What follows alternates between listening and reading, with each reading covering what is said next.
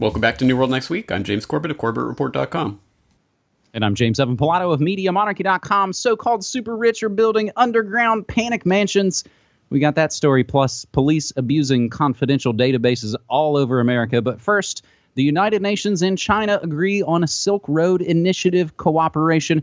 China has agreed to coordinate with the United Nations Development Program, UNDP, in implementing its One Belt, One Road initiative focused on Eurasian economic development and integration. The two sides signed a memorandum of understanding which focuses on increased collaboration between the UNDP 2030 agenda, hey, there it is again, for sustainable development, and the One Belt, One Road initiative within a strategic framework on the sidelines of the recent 71st UN General Assembly, the UNDP said in a statement.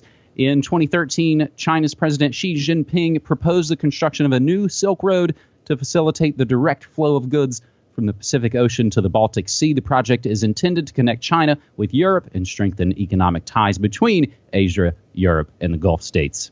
James, when I dug back into our archives, all I could see us talking about as far as Silk Road went was Ross Ulbricht and the dark web. Bring us up to date on the Silk Road situation as it confers to China.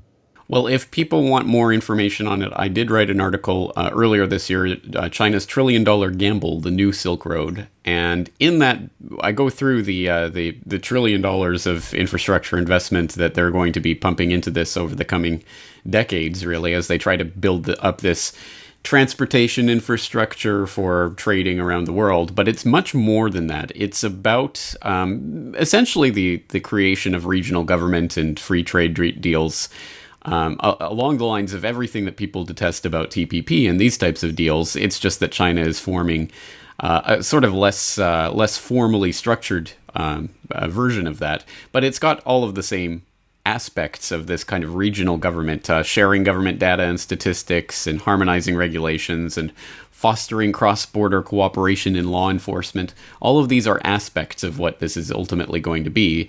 So it's no surprise that the UN is pimping for it, and in fact has been for a couple of years now. You can go back to 2014. The United Nations Conference on Trade and Development has this whole investment guide to the Silk Road, where they're basically pimping this idea, and oh, isn't it so great? And look at all the oodles of money that you'll be able to make if you invest in this area of the globe as it starts to expand, which is probably true.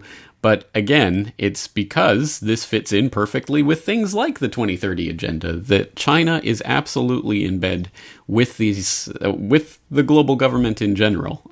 They're just a different wing of it, a different aspect of it. They're going to be the good cop in the good cop, bad cop, I guess. It's better than US NATO empire. Well, let's have a Chinese empire.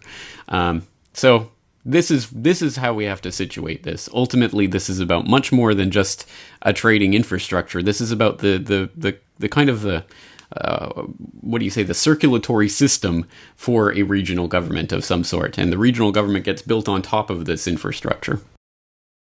Well, and as you note China's prominence, I think they have that most favored nation status. It's why Rockefellers have always been so invested in China. It's why they get all the events, all the conferences, all the Olympics, all those sorts of things.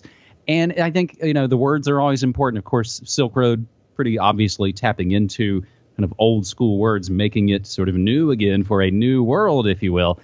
But also, as you were reading off those words, like harmonizing, whenever we hear those words, harmonizing is great in art and music, but whenever you hear it coming out of government, it's always going to be a bad situation. Our second story this week, James, has us going to pretty much all around America and looking at police abuses. Now, you don't have to dig too deep to see police abuses, but a lot of it, of course, again, tragedies as they are, we're seeing just sort of a lot of sort of blood and guts and divide and conquer, like we've been sort of talking about in the Summer of Rage. But it's much more deep-seated, and it's almost that much more disgusting, sort of how deep it goes. Police officers across the country misuse confidential law enforcement databases to get information on romantic partners, business associates, neighbors, journalists, and others for reasons that have nothing to do with the daily police work. A pretty massive Associated Press investigation has found. I'm only going to mention a little bit of this article, but like always, everything that we mention is always included down in the show notes, so you can do more research for yourself. Criminal history and driver databases. Those are the two biggies that it's kind of talking about here. Give officers critical information about people they encounter on the job.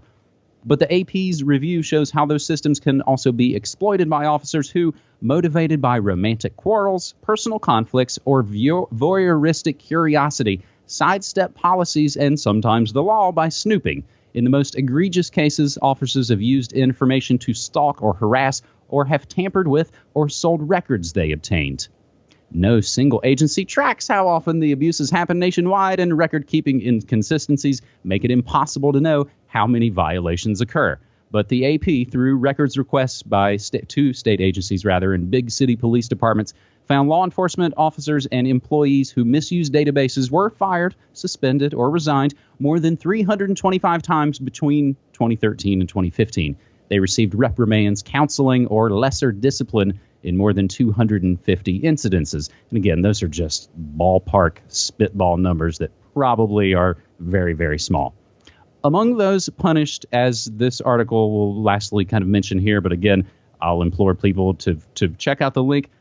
AP also has a video that's pretty sad and disgusting and kind of gets into one specific case of this sort of police stalking. An Ohio officer who pleaded guilty to stalking an ex-girlfriend who looked up information on her, a Michigan officer who looked up home addresses of women he found attractive, and two Miami-Dade officers who ran checks on journalists after he aired unflattering stories about the department. Now, I could have packed this entire episode 285 of New World Next Week with just these police state stories. So in Seattle, The Stranger, the newspaper there, actually just found out that the cops are using the CIA-funded Geophedia to track everybody's social media posts, not just Black Lives Matter, but anything that might concern the police state. And also in Washington, they are working on maybe a little bit of pre-crime, as gun confiscation has been proposed in Washington. James? Yes, gun confiscation on the basis of accusations from family members or jilted ex-girlfriends or whoever. Oh, this guy's unstable. Please come take his guns. And as a Canadian living in Japan, I've always been envious of the freedoms embedded in the Second Amendment, a well-regulated militia being necessary to the security of a free state. The right of the people to keep and bear arms shall not be infringed unless someone accuses you of something and then, take away the guy's guns, right? This is insanity. And unfortunately, hey, guess what, guys? No matter which way you vote in Selection 2016, the next president of the United States is going to be all on board with terror lists, putting people on a terror watch list based on nothing whatsoever or whatever they feel like, and taking your guns away. Both candidates have expressed strong approval of that.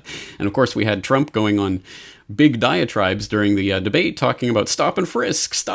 That's what we need in this country. We need to give the police more powers to do illegal, unconstitutional things. Yay! Go police state America. It's not a good time to be living in the United States, and I think as we're about to get into, it's going to get even worse.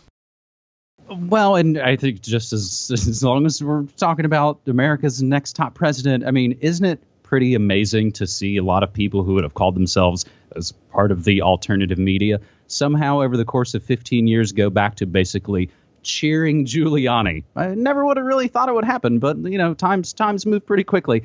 As far as the pre-crime proposition in Washington state, you are right. They actually use, in the language of the proposal, again, which you can read fully yourselves, they mention, quote, dating partner. So imagine how short of a time that is. That's who could literally say, you did this thing, I'm taking away all your rights. And it starts with guns, and it'll just be the tiptoe from there. So these two states, James, talk a lot about Washington. We talk a lot about California. My state here in Oregon, we're kind of squeezed in the middle, and in a lot of ways, we're not immune to it as just the sort of West Coast regulation police state monster kind of continues to grow and grow. What's a so-called super rich to do? Well, pick up the latest issue of the Hollywood Reporter, and they've got this article inside, which is basically a gigantic advertisement for places building what I'm just kind of calling panic mansions. Oscar winners, sports stars, and Bill Gates. He gets his own designation. See there? They're building lavish bunkers with amenities ranging from a swimming pool to bowling alley as global anxiety fuels sales and owners could be the next Adam and Eve. So again, this is coming from The Hollywood Reporter. Given the increased frequency of terrorist bombings and mass shootings and underlying sense of havoc fed by divisive election politics, it's no surprise that home security is going over the top and hitting luxurious new heights, or rather new lows, as the average depth of a new breed of safe haven that occupies thousands of square feet is 10 feet under or more. Those who can afford to pull out all the stops for the so-called preservation are doing so in a fashion that goes way beyond the submerged corrugated metal units adopted by reality show preppers. So you got to make fun of people doing it on the grassroots level to prepare for anything from nuclear bombings to drastic climate change events. So this article, which is pretty long, and it's got some amazing kind of digital representations of these things because, as is noted, pretty much everybody involved signs huge non-disclosure agreements. But basically, paragraph by paragraph, they talk to different dudes who run these gigantic companies, like Gary Lynch at Rising S Bunkers out of Texas, or Mike Peters out of Utah-based Ultimate Bunker, where they're saying things like, anytime there's a turbulent political landscape, we see a spike in sales. Given this election is as turbulent as it is, we're gearing up for an even bigger spike. Other guys saying people are going for luxury to live underground because they see the future is going to be rough. Everyone I've talked to thinks we're doomed no matter who's elected. Bill Gates has huge shelters. Again, these are quotes coming from the guys running these companies. Bill Gates has huge shelters under every one of his homes in Rancho Santa Fe and Washington, in Washington State. His head of security visited us with us a couple years ago, and for these multi-billionaires, a few million is nothing. It's really just the newest form of insurance. Now, this is where it gets holly weird and fun. Many of the clients come knowing what movie secret door they would like duplicated, says Arizona-based creative home engineering president Steve Humble. They basically have people inspired by Indiana Jones, Batman, and James Bond, or most specifically, Goonies, where a popular access control device that requires a certain sequence of notes to be played on the piano to get the door opened. And they also note, at this moment, they're building something in private residence, which is a phone booth where you have to dial the correct number, where a sort of get smart door. I don't know. What do you think? I think you hit the nail on the head when you said giant ad. I think that ultimately this is a giant ad for all of the Ultimate Bunker and all these places that you're talking about that get all this free advertising space here. But it's more than just that. It isn't just an ad. You know, it's not like multi-billionaires are sitting here going through a Hollywood Reporter looking for, the latest technology. I think it's more an ad based at the public. As part of a general campaign, part of the Summer of Rage, part of the building up of all this tension, and the inevitable release is going to be blood on the streets, guys. You better get ready for it in your own way, because this is how the rich are going to do it. And I've seen at least half a dozen of these types of stories over the past couple of years. Panic rooms in New York City condos, panic mansions, moving to New Zealand, or these types of stories. And again, I think it's more directed at the public. Something's coming, guys. You better get ready for it. The purge is coming. And I think it's more like that type of, PR for rioting and looting and carnage and bloodshed. And I think this helps to predictively program the public for that. Well, it does, because it's so, from the media standpoint, the Hollywood Reporter, it's what they kind of refer to as a trade magazine. You don't just pick it up off the newsstand. It's really expensive, and the only people that actually buy it are the people in those industries. That's if you went into an agency, if you went to some media place, they're going to have it laying on their coffee table. And it's really expensive. Subscriptions to stuff like that, hundreds and hundreds of dollars a year, things like Hollywood Reporter or Variety or Billboard. So who it's selling to, James, in a lot of ways is actually kind of the middle tier, because it ain't you and I, and it, of course, certainly isn't the Kissingers and the Rockefellers and the Rothschilds of the world either. It's a lot of the middle folks who, of course, they're going to be more susceptible to fear of chaos on the streets than the actual super rich who aren't going to really have to worry about any of it in the first place. So it's a funny form of advertising to the sort of upper middle kind of management class, I suppose. Or indoctrination, but yeah. Nation. But yeah, I think it's sort of it's aimed at a level that, like I said, isn't us and isn't at the necessarily super rich as this article would kind of have us believe. Maybe in some ways it's like, I don't know if you ever as a kid looked at Sharper Image magazines, these sort of catalogs, and you saw this like whiz bang, high tech, really expensive stuff that you basically coveted and sort of salivated over for no other reason than you were shown an image and told that you needed it. You know what else we really need? A little bit of good news. Got the latest episode of Good News next week up. It's stories about funeral dogs, love hormones, and mindful moments. James, I've been doing Good News Next Week episodes usually every week. Sometimes it is difficult, as you may note, to actually put together a bit of good news. So keep trying to do that in addition to all the other media from the Monarchy. And let's once again invite people out there to submit their ideas for good news stories as well, because again, yes, it is good to keep track of that news and to not constantly be wallowing in the muck of the other types of stories that we cover. But on that note, we will be back to cover some more next week. So James, looking forward to it. Thanks, man.